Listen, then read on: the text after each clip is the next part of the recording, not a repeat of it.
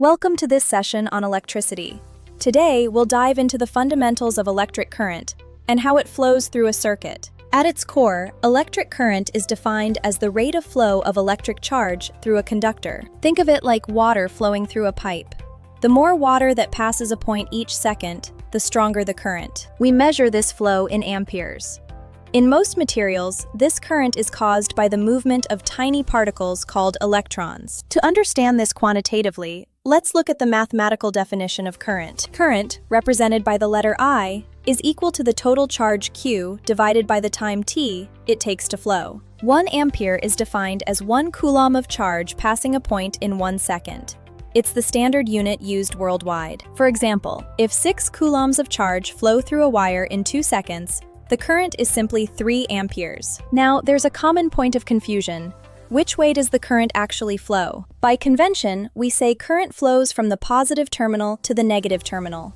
This is called conventional current. However, we now know that electrons, which are negatively charged, actually flow in the opposite direction, from negative to positive. This convention was established before electrons were even discovered, and we still use it today for circuit analysis. To represent these circuits on paper, we use standard symbols. Can you recognize these?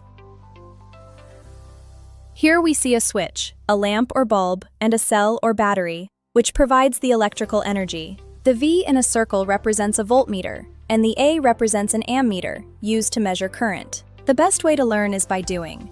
In a typical classroom experiment, students assemble simple circuits to see these principles in action. By connecting a battery, a bulb, and a switch in a loop, we create a complete path for the charges to flow. When the switch is closed, the circuit is complete, and the bulb lights up, demonstrating the presence of electric current. Think about this. What causes the bulb to light up?